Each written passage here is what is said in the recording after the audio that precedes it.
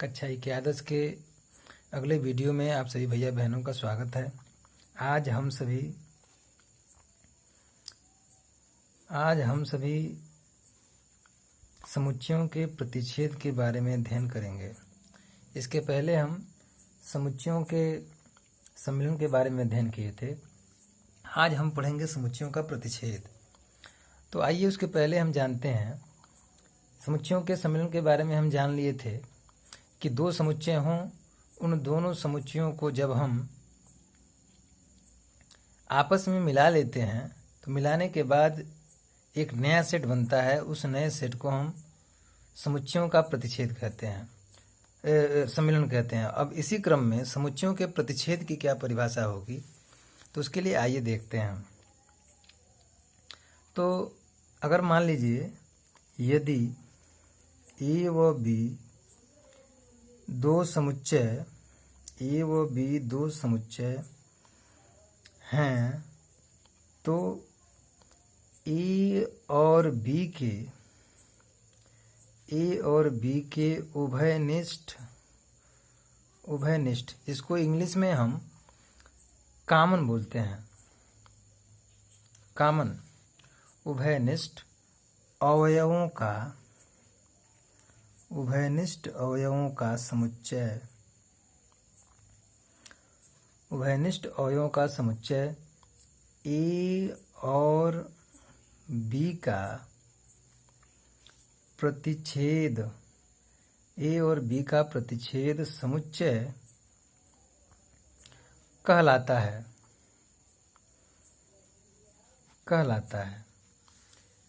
जिसे ए intersection B से प्रदर्शित किया जाता है।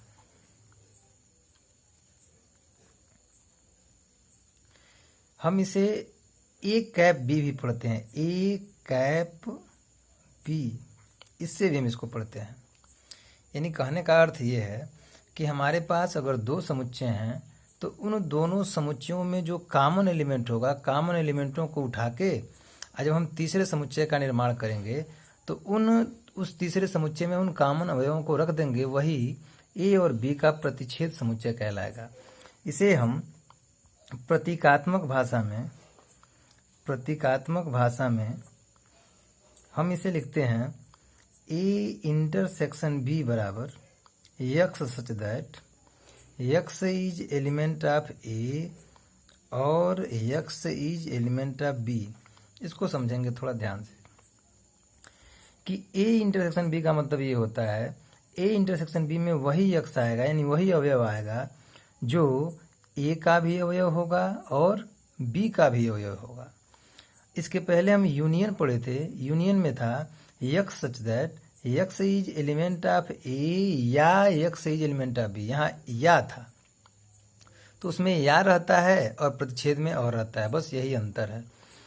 तो जैसे इसको हम अन्य तरीके से लिखते हैं कि यदि x is element of A intersection B, if and only if x is element of A और x is element of B. इसका मतलब ये है कि कोई भी अवयव ए इंटरसेक्शन बी का अवयव तभी होगा, यानी कोई भी कोई भी ऑब्जेक्ट ए इंटरसेक्शन बी का अवयव तभी होगा जब वह ए का भी अवयव हो और बी का भी अवयव हो। तो इसका मतलब ये हुआ कि समुच्चयों के प्रतिच्छेद में हम दोनों समुच्चयों के अवयवों के जो कॉमन एलिमेंट होते हैं उनको हम रख लेते हैं। जैसे मान लीजिए यदि एग्जाम्पल के दृष्टिकोण से यदि ए बराबर मान लीजिए दिया है 2, 4, 5, 6, 7, 8, 9 और 10 तथा बी बराबर दिया है 2, 4, 6 और 8, तो ए इंटरसेक्शन बी की जो वैल्यू होगी उसमें देखिए इन दोनों में क्या क्या कॉमन है। तो 2 यहाँ भी है, 2 यहाँ भी है, तो 2 को ले लेंगे। 4 यहाँ भी है, 4 यहाँ भी है, 4 को ले लेंगे। 5 यहाँ है, यहाँ नहीं है, तो हम 5 को नहीं लेंगे। 6 यहाँ है, 6 यहाँ भी है, तो 6 को ले लेंगे। 7 यहाँ है लेकिन यहाँ नहीं है, 8 यहाँ है और 8 यहाँ भी है तो 8 को भी ले लेंगे। 9 यहाँ है लेकिन 9 यहाँ नहीं है। 10 यहाँ है लेकिन 10 यहाँ नहीं है। इसका मतलब केवल यही एलिमेंट कॉमन होगा। तो इस तरह से हम ए और बी के समुच्चयों के इंटरसेक्शन को इस प्रकार हम प्रदर्शित करते हैं और उसकी वैल्यू को हम इस प्रकार निकालते हैं। अब प्रतिच्छेद समुच्चय में एक चीज हम और पढ़ेंगे। प्रतिच्छेद समुच्चय के बाद आता है विसंहित समुच्चय। विसंहित समुच्चय, विसंहित समुच्चय को हम असंयुक्त समुच्चय, असंयुक्त समुच्चय के नाम से भी जानते हैं और इसको इंग्लिश में बोलते हैं डिसजॉइंट सेट। Disjoint set. देखिए, ये जो विसंहित समुच्चय है ये प्रतिच्छेद समुच्चय के आधार पर ही इसकी परिभाषा दी जाती है। यानी यदि दो समुच्चयों का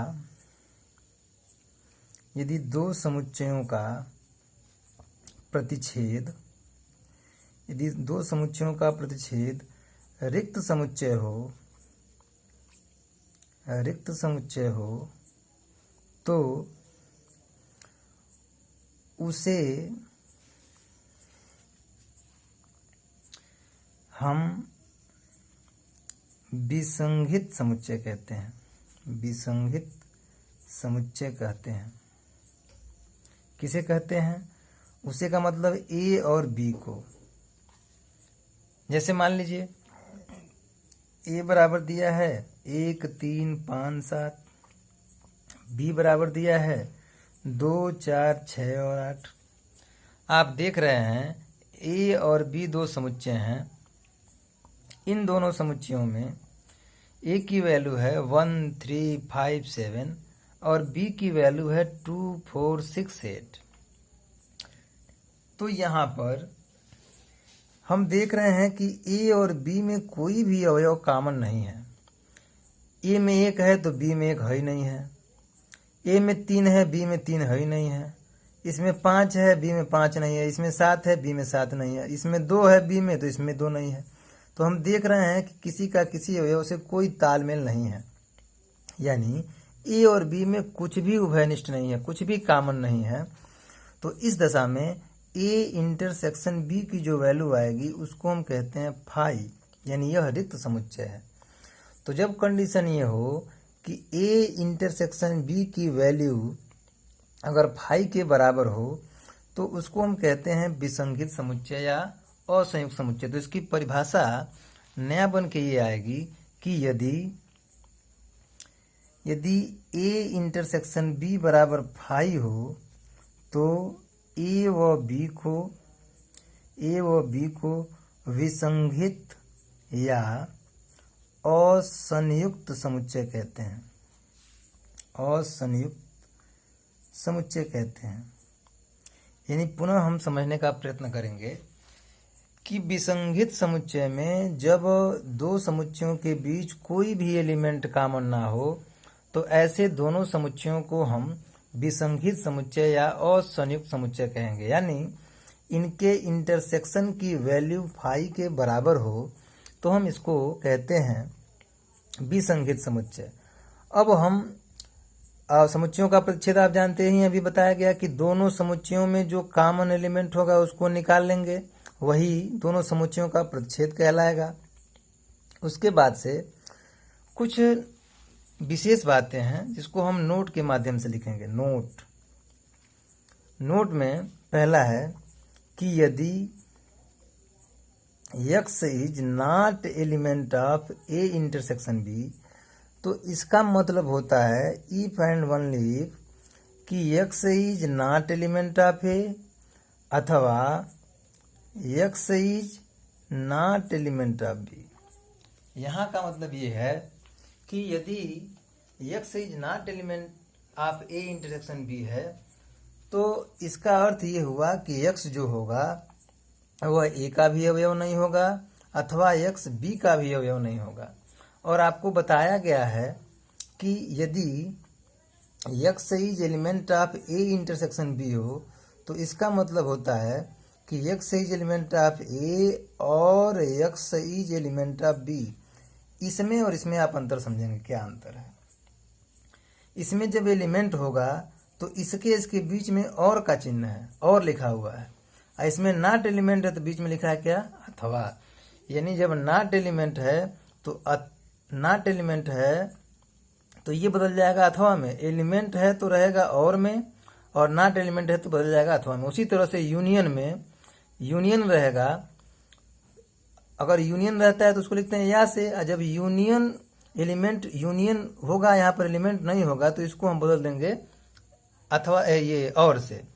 तो इस तरह से इसमें हम इंटरचेंजिंग भी बड़े आराम से करते हैं। कहने का मतलब ये है कि x is element of A intersection B का अर्थ होता है कि x is element of A और x is element of B. लेकिन वहीं अगर x is not element of A intersection B लिखा हो, देखिए इसमें केवल अंतर इतना ही का है, यहाँ भी एक्स है, यहाँ भी एक्स है, यहाँ ए इंटरसेक्शन बी है, यहाँ इंटरसेक्शन बी है। अंतर ये यहाँ एलिमेंट है, यहाँ नॉट एलिमेंट है। तो एलिमेंट है तो और लगा है, और नॉट एलिमेंट है तो क्या लग जाएगा, अथवा। तो ये विशेष बात है, इसको हमको ध्यान में रखना है। तो बाकी इस पे आप इसको ध्यान से समझेंगे और फिर कोई दिक्कत होगी तो हमको बताएंगे। धन्यवाद।